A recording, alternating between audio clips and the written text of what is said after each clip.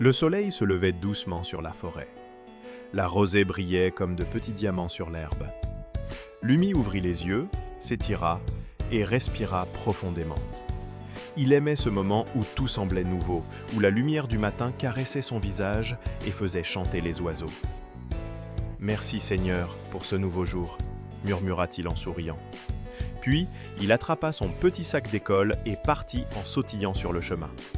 Il ne savait pas encore que cette journée allait lui faire découvrir quelque chose d'étrange. Tout commença un matin d'automne. Lumi sautillait sur le chemin de l'école, les oreilles bien droites. Les feuilles tombaient doucement et l'air sentait la cannelle et les gâteaux chauds. Mais quelque chose attira vite son attention. Partout dans les vitrines, il voyait des citrouilles avec des visages étranges, des toiles d'araignées et même un squelette géant à l'entrée de la boulangerie. Lumi s'arrêta, pencha la tête et murmura « Oh, c'est bizarre tout ça. Pourquoi tout le monde décore avec des choses qui font peur ?» À la récréation, tous ses amis en parlaient. « Moi, je vais me déguiser en vampire. Et moi, en zombie. Et toi, Lumi, tu vas être quoi pour Halloween ?» Lumi cligna des yeux. « Allô, quoi ?» Tout le monde éclata de rire. Le soir, sur le chemin du retour, Lumi demanda à Papa Lapin.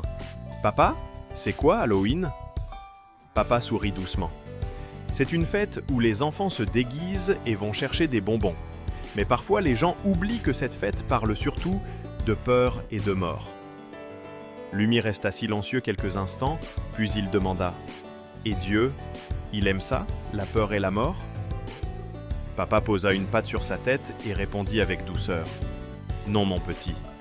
Dieu est le Dieu de la vie, pas de la peur ni de la mort. Il nous appelle à marcher dans la lumière, pas dans les ténèbres. » Lumi hocha lentement la tête. Ces mots résonnèrent dans son cœur. Quelques jours plus tard, tout le village était décoré.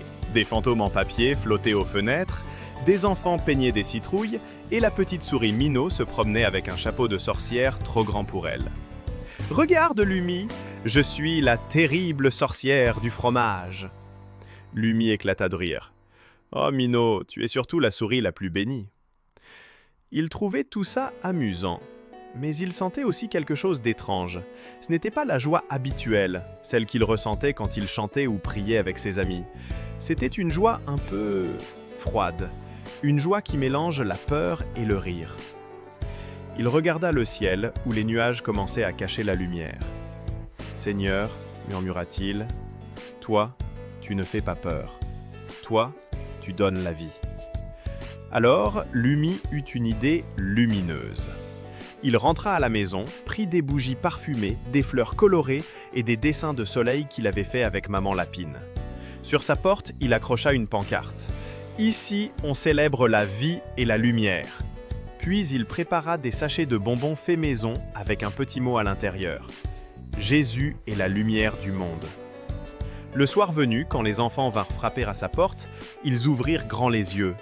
« Oh, c'est beau ici! Et ça sent bon !» Lumi leur donna des bonbons avec un grand sourire. Pas besoin d'avoir peur ce soir. La vraie lumière chasse toujours les ténèbres. Les enfants rirent et repartirent joyeux. Même Minot, la petite souris, lui dit « Ta maison, Lumi, c'est la plus joyeuse du village. » Ce soir-là, Lumi comprit quelque chose d'important. Halloween pouvait sembler amusant, mais il savait maintenant que Dieu n'est pas dans la peur ni dans la mort. Dieu est dans la vie, la joie et la lumière. Le lendemain matin, le soleil se leva de nouveau sur la forêt. Lumi ferma les yeux un instant et sourit. « Oui, pensa-t-il, la lumière gagne toujours. » À demain pour une nouvelle aventure avec Lumi.